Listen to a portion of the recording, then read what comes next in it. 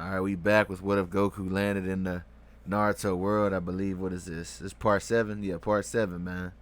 Of an ongoing series. So let's get straight to the recap and let's keep it going, man. Be sure you like, comment, and subscribe. Anyways, on the last episode of what if Goku landed in the Naruto world part 6, what happened was they accomplished the Chunin exam. Well, they didn't accomplish the Chunin exams. They accomplished the Force of Death portion of the Chunin exams. They reincarnated Ruka, who was in the scrolls they ended up opening. After that, Sakura had a recap of the overwhelming things that occurred during the Force of Death when she got to thinking about Orochimaru, Sasuke getting hit with the curse mark, the intense battle between curse mark Sasuke, and Goku. After that, Goku rendezvoused. He met up with the Rain Ninja that he saved from Gaara killing them.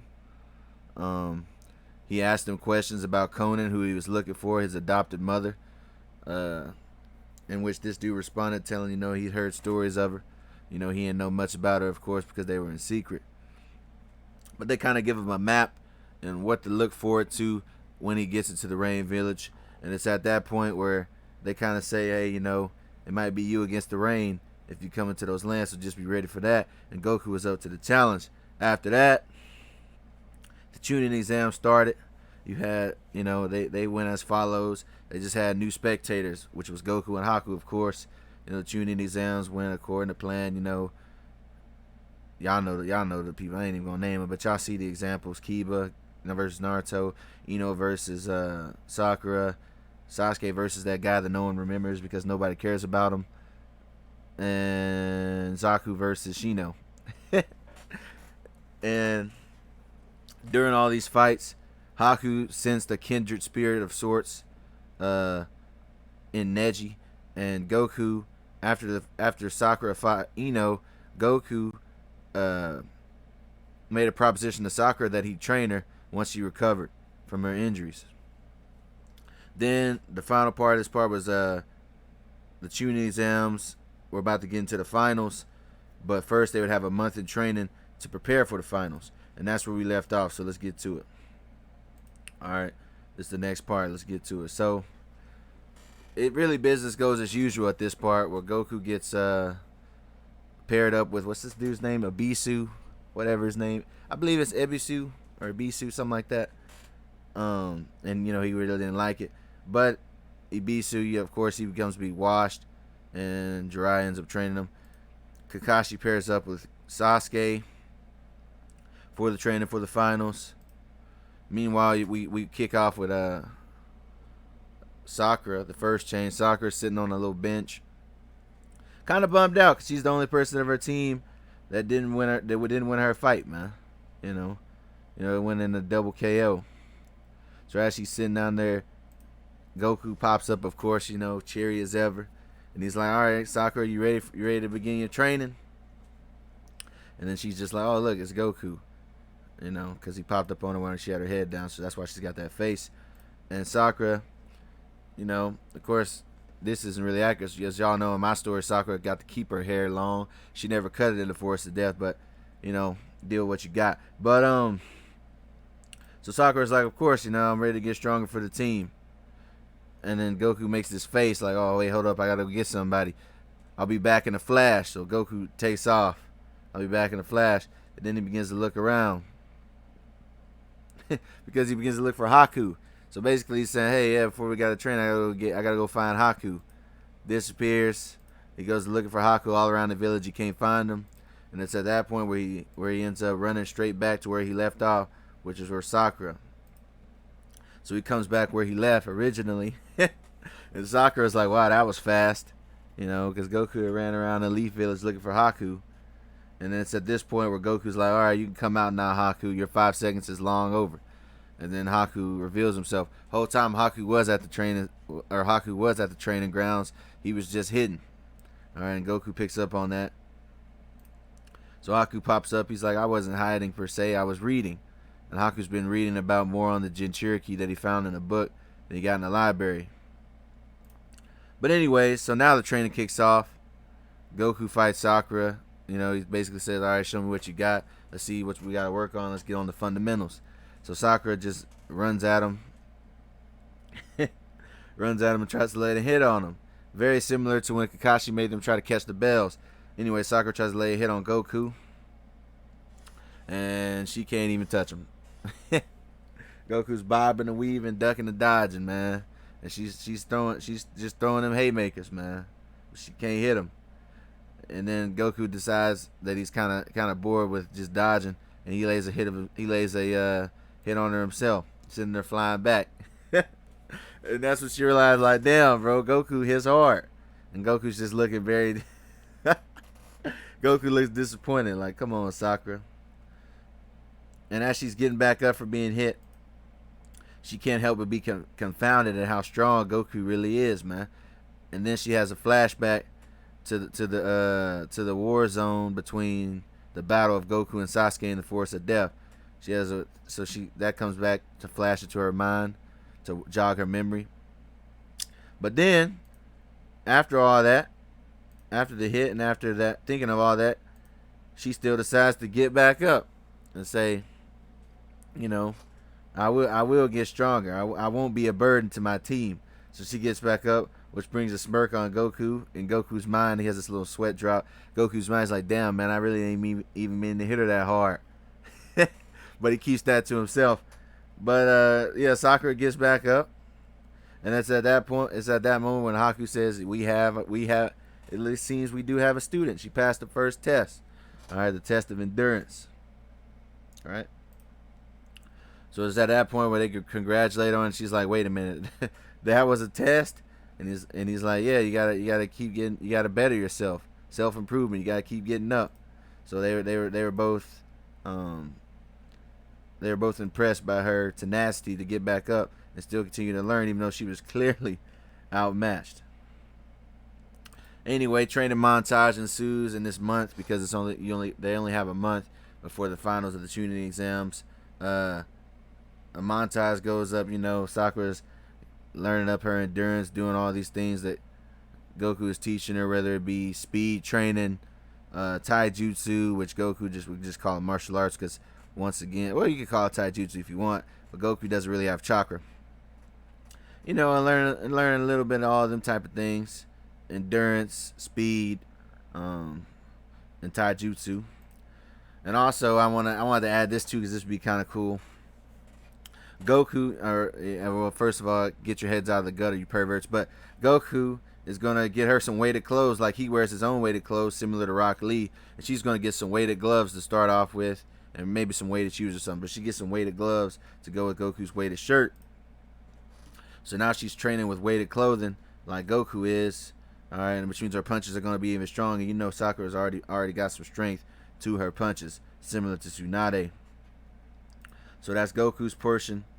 That's Goku's portion of the training with Sakura. Now we get to Haku's point. Where Haku's like, alright, we're going to build up your mind. All right, you're going to read about how to do tactics. Haku's going to turn you into a tactician. Because remember, Haku was an assassin trained by Zabuza the demon himself. All right, so now they're kind of going into different readings. Haku's picking up on reading, and Sakura's reading on tactics. All right, also, Haku's going to teach Sakura about the art of stealth.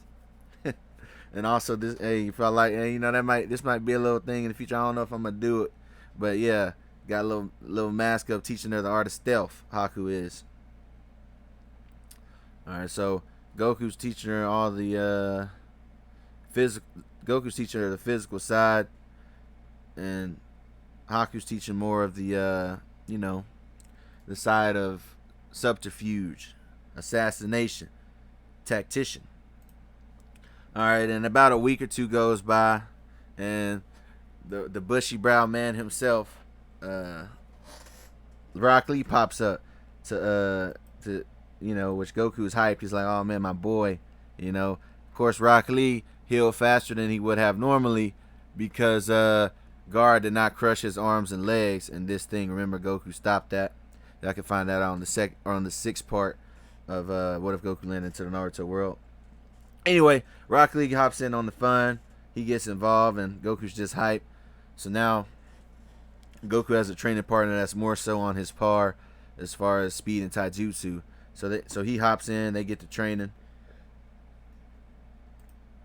Rock and as that's all ensuing, Naruto is training with Jiraiya now. Learning how to summon Boss Toad and all that stuff.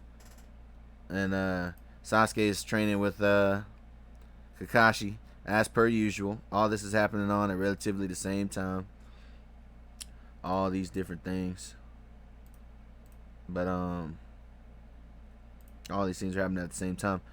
But now we get to the Chunin exams. Now the Chunin exams are going to kick off. Of course, the finals, in which Goku is super hyped. He's excited. Haku's just kind of there, still reading. All right, and we kick it off with Neji versus Naruto. Which was a pretty decent fight. It goes per usual. They get the speech. Naruto ain't really vibing with the whole destiny spiel that Neji's going on about. Blah blah blah, and he wants some get back for Hinata. So the fight kicks off. Neji show he got the hands, he got the footwork. Starts cutting off them chakra points, deflecting them shadow clones, doing the palm rotation, 8 trigrams, all that stuff. And Naruto is getting worked, so to speak. Just as per usual. And then it's at this point when he goes on his whole spiel about the caged bird and how you can't change destiny, and which I'm gonna do something with this for sure. But y'all find out on this later. But he gives on the caged bird spiel about why he thinks the way he thinks and his destiny, and how he has a caged bird, basically meaning he's already marked without his permission. All right, as he's taking that off and showing him the bird seal. And then Haku can't but think when he said, "I am no more use as his tool, please kill me."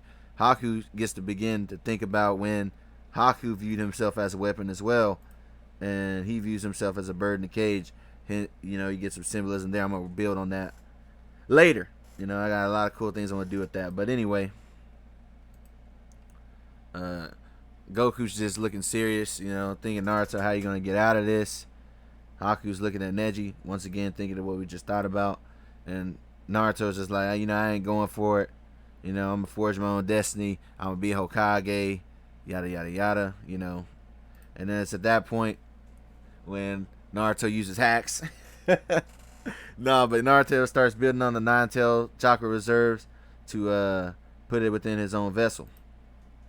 And Goku's a little weirded out. He's like, wow, I've never seen this part of Naruto. He can't really see the chakra, but he just kind of has like a feeling, I guess you could say. Meanwhile, Haku is very familiar with this. Haku is very familiar with this transformation, at least a part of it, because Naruto used it on himself. All right, so Naruto gets his second win, charges up 9-tail chakra, and goes to Neji again. Much like the canon, they do that cool clash in which Neji thinks he's got the one up on Naruto, saying, hey, good fight, but I still won. Then, Naruto hits him with the Shoryuken and lays him out flat. He goes on the spiel like, yeah, see, look, I'm a nobody and you lost to me. You're a prodigy or a genius. So that shows you that destiny isn't all what you think it is.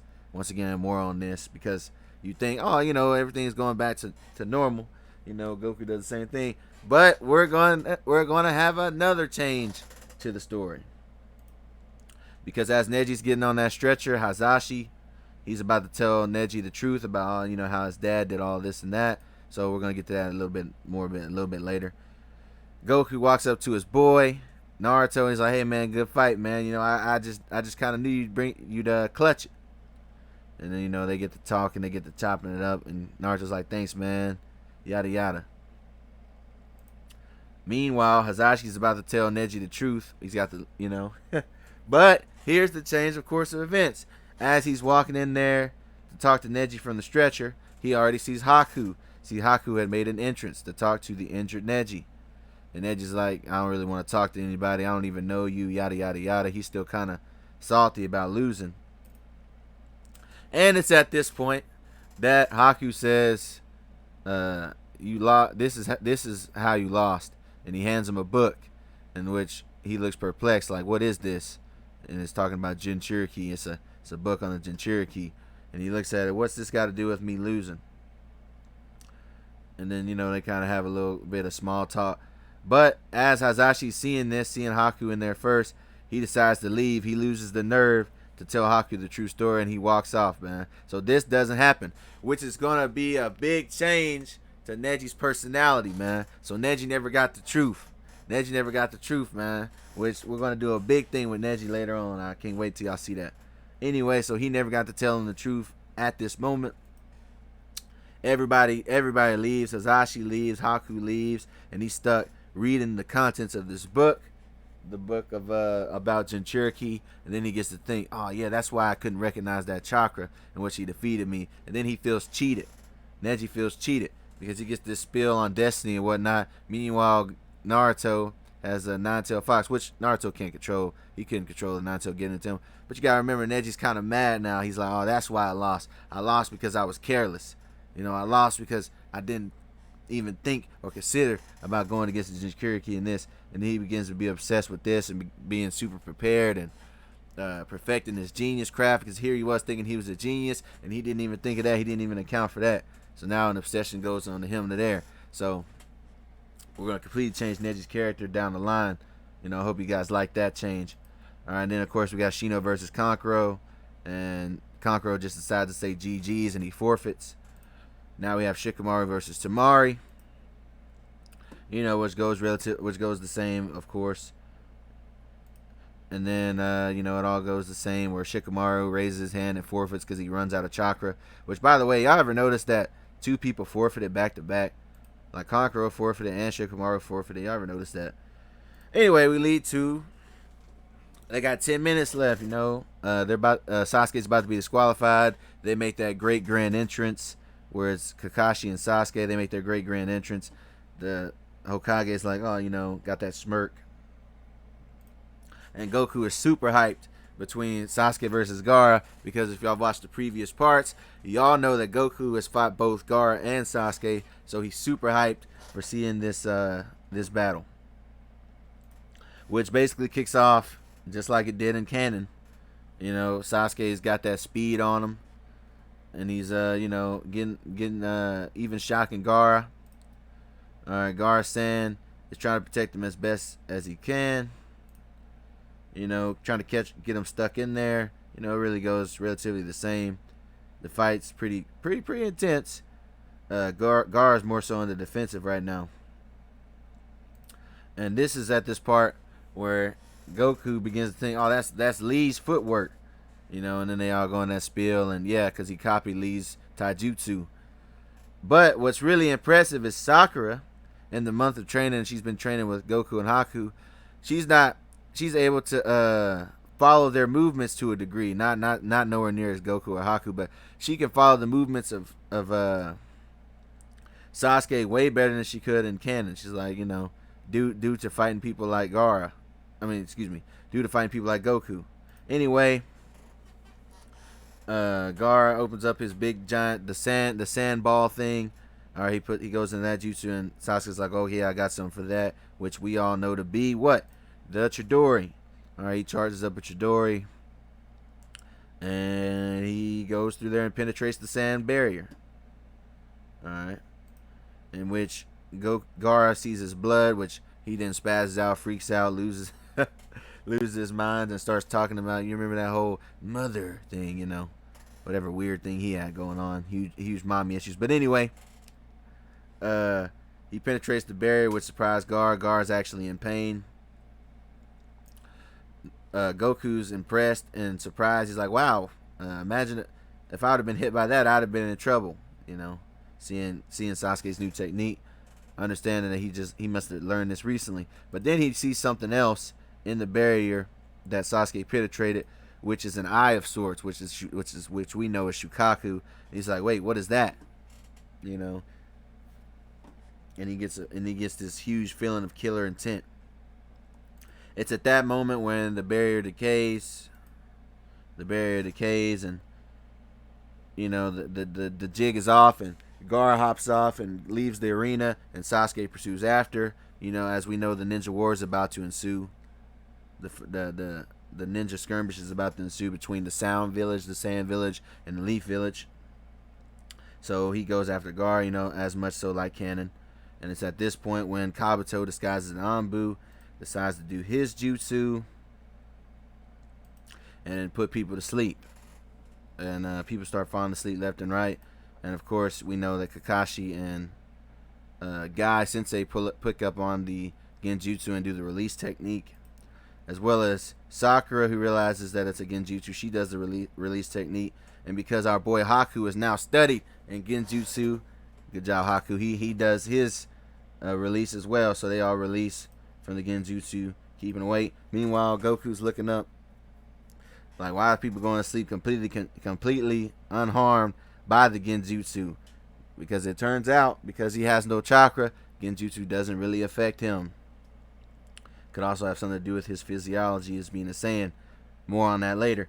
Anyway, huge explosion happens after people have been put to sleep. Huge explosion happens. Goku sees the explosion that happened at a place where the Hokage thinks he's in trouble. Tells Haku, we gotta go do something over there. We gotta go check that out. Haku gets in a battle stance, just really there to help Goku, and because Goku's about to run into some craziness. That's when they run towards the explosion that had just happened.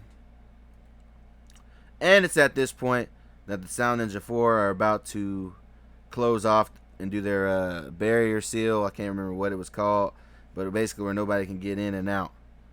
All right, but Goku peeping that explosion, he's on their heels, wanting to help the Hokage, who generously let them in. Haku's right behind them. Haku's very fast as well. More on that later too.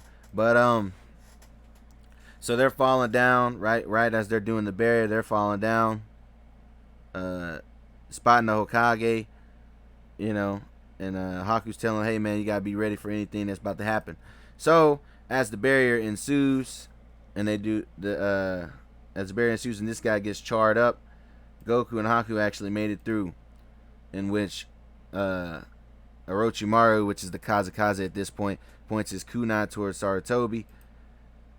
Goku and Haku made it as well. They made it inside the dome as well, which surprises both Kazakage and Hokage, both Orochimaru and Sarutobi. And that's where we're going to leave it off, man. Which this next part and the next part and the part after it, I don't know if I'm going to put them together. Those are going to be real hype and really hyped about them. I already got this idea in my head. This story's about to go crazy, man. But yeah, be sure y'all like, comment, subscribe. Let me know what y'all like. Let me know y'all think this direction's going, man. You know, I ain't left, man. I just been on hiatus. All right, I'm gone.